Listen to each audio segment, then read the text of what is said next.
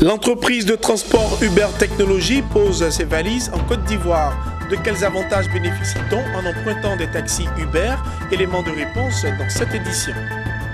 La ministre Anne-Désirée Ouloto a rencontré les guides religieux de Côte d'Ivoire pour parler de nuisances sonores engendrées par les lieux de culte. Les détails dans ce journal. Merci de regarder le journal sur Business 24 Africa. Bienvenue à toutes et à tous. Démarrons cette édition en parlant de transport avec l'entreprise Uber Technologies qui a démarré ses activités en Côte d'Ivoire en présentant son nouveau produit.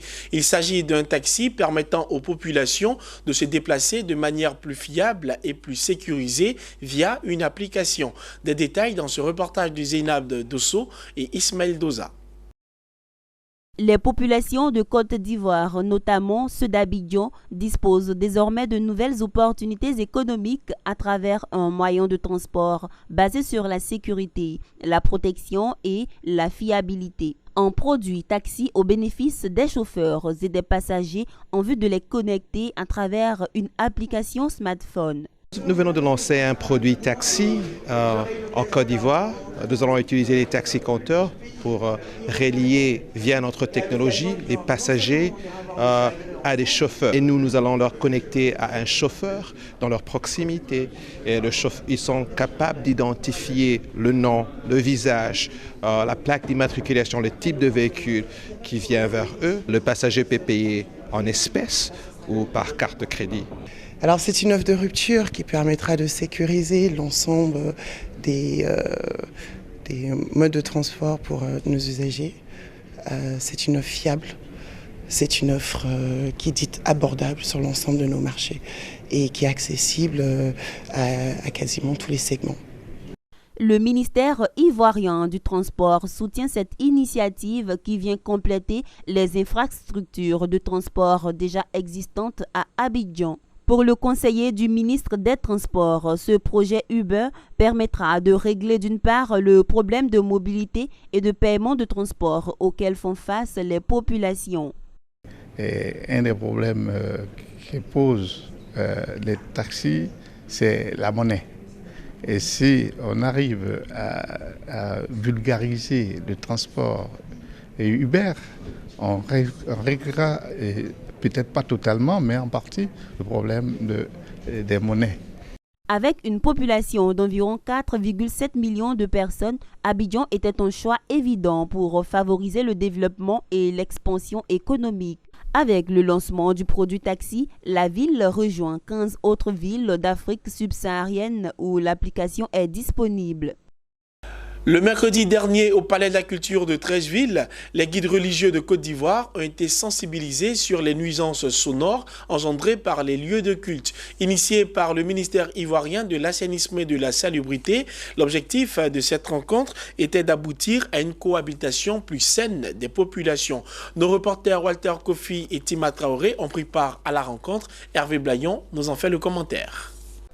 Le ministère de l'Assainissement et de la Salubrité a initié ce mercredi à Abidjan une rencontre d'information et de sensibilisation des guides religieux sur les bruits émis par les lieux de culte. Anne-Désirée Ouloto, ministre de l'Assainissement et de la Salubrité, a souligné la nécessité pour toutes les confessions religieuses d'appliquer le décret pris par le gouvernement depuis 2016 portant réglementation des émissions des bruits de voisinage. Pour la ministre, il est déplorable que les offices religieux émettent des bruits de voisinage à toute heure, en tout lieu et en toutes circonstances, malgré les plaintes des populations.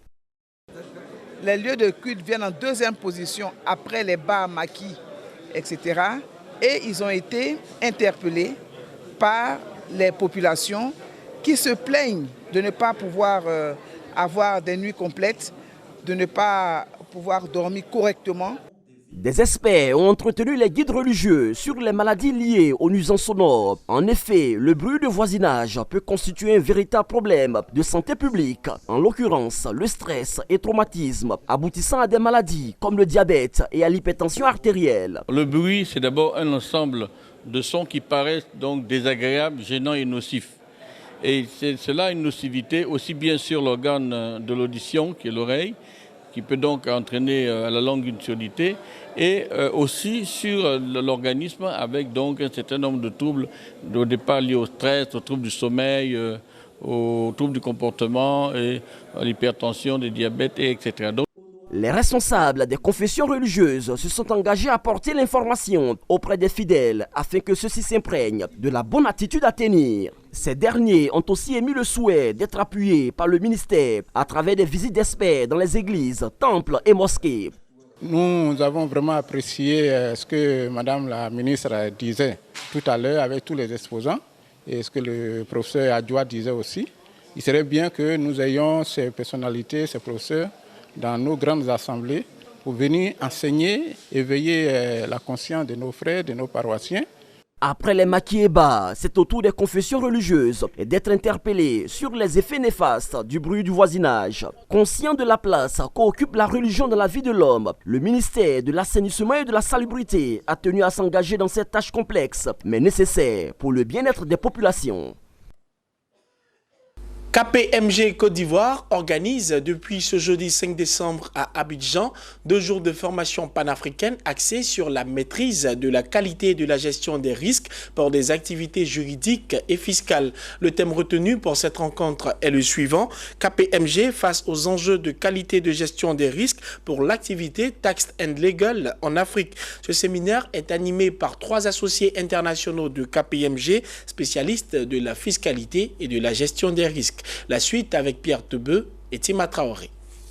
Dans un contexte caractérisé par une inflation et une instabilité au niveau des textes juridiques régissant la fiscalité, la gestion efficace des risques fiscaux est devenue un facteur clé pour la survie et le succès des entreprises. Comment comprendre la démarche de KPMG pour garantir la qualité et la maîtrise des risques au sein du réseau, ou encore quels sont les enjeux majeurs du processus Tax Quality Program Review de 2019 sans ambiguïté? Il n'y a pas de problématique particulière en Afrique. Comme l'a dit Ferdi tout à l'heure, les mêmes règles de risk management, donc de maîtrise des risques, doivent être appliquées en Afrique, en Europe, aux États-Unis. Ce sont les mêmes règles, mais il faut que l'on s'assure que ces règles-là sont que les firmes se les sont bien appropriées, où que ce soit dans le monde KPMG.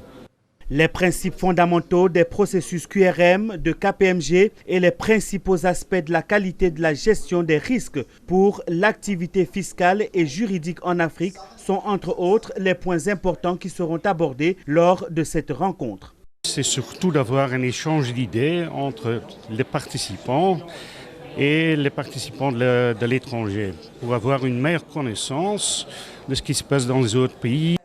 Le rendez-vous d'Abidjan offre aux participants l'opportunité d'appréhender pleinement les enjeux de qualité de service aux clients KPMG en Afrique et permettre de facto de maîtriser la conformité aux règles et procédures inhérentes à l'activité taxe au sein du réseau KPMG. Mes attentes sont simples, c'est de pouvoir, au sortir de cette formation, maîtriser tout ce qui est gestion de risque lorsqu'on approche nos clients.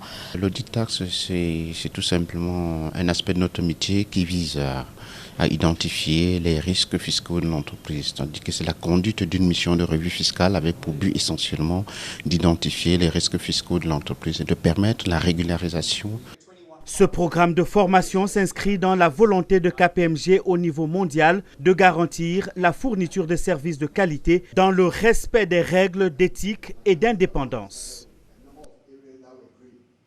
Il s'est ouvert ce jeudi à Abidjan, la 3e édition des JLTPN, entendez les journées du livre technique professionnel et du numérique. Il s'agit d'une rencontre annuelle visant à positionner le livre technique professionnel et le numérique comme des outils incontournables de développement.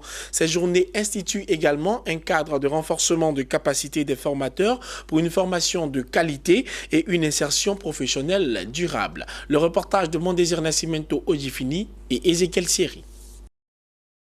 Après les 2 premières éditions qui ont permis sa confirmation avec 10 000 participants, la 3e édition des Journées du livre technique professionnel et du numérique s'est ouverte à Abidjan ce jeudi. Ce sont 2 jours d'exposition de livres, d'échanges, de tables rondes et de concours. L'activité initiée par le CIDFOR, Centre ivoirien pour le développement de la formation professionnelle, se donne entre autres objectifs instituer un cadre de renforcement des capacités des formateurs pour une formation de qualité et une insertion professionnelle durable, sensibiliser les décideurs sur la nécessité d'introduire le numérique dans la formation technique et professionnelle et surtout rapprocher du grand public les livres et documents peu accessibles. Cette troisième édition des Journées du livre technique, professionnel et du numérique est le couronnement au titre de l'année 2019 d'une série d'activités menées par le CIDFOR, à savoir la poursuite de la politique d'immersion en entreprise des acteurs de la formation professionnelle et technique, la redynamisation du projet de création de clubs de lecture et d'écriture dans les établissements de formation professionnelle. Des récompenses ont été décernées aux encadreurs et auteurs d'ouvrages et d'écriture des groupes scolaires et lycées.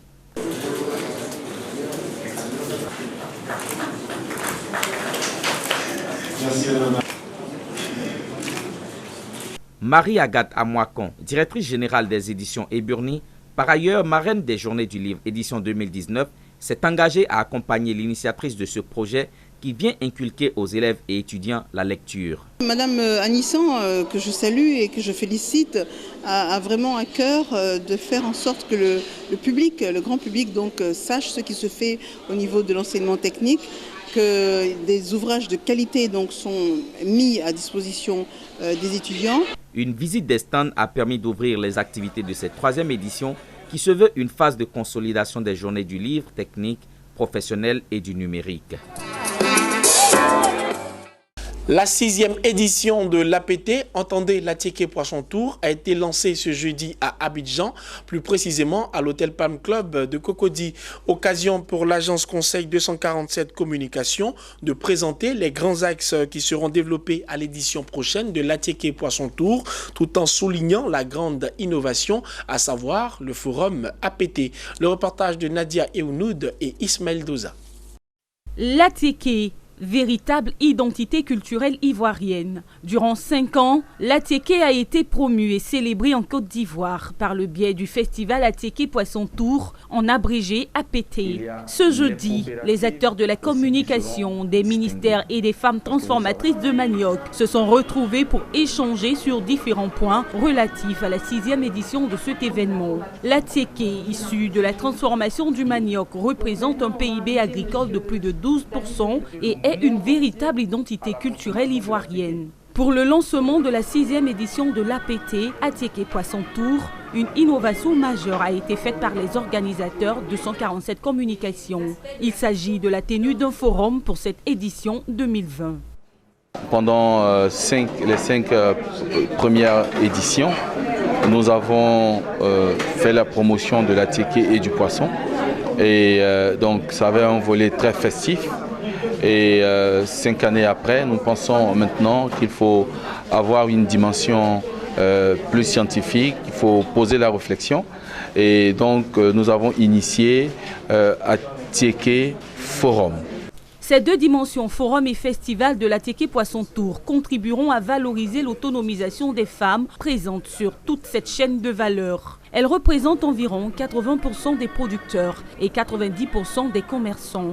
La pratique de cette activité génératrice de revenus leur permet de subvenir aux besoins de leur famille et de faire face aux conséquences de la pauvreté. Eu égard donc de ce rôle important que joue la femme, les organisateurs de l'APT ont pour cette 6e édition placé la femme à l'honneur. D'où le thème du forum prochain, du manioc à l'Atiéké, production, transformation, consommation et autonomisation de la femme. Je constate vraiment avec fierté que la femme a une place. Pour rappel, la 6e édition du festival Atiéké Poisson Tour se tiendra les 7, 8 et 9 février 2020 au Palais de la Culture de Trècheville à Abidjan. Ce sont plus de 7000 personnes qui sont attendues pour les festivités et 1500 autres pour le forum afin de mieux connaître ce produit Made in Côte d'Ivoire. En images, le Fonds vert pour le climat accompagnera 13 nouveaux projets auxquels il consacrera 407,8 millions de dollars supplémentaires. C'est ce qui a été retenu lors de la dernière réunion du conseil d'administration.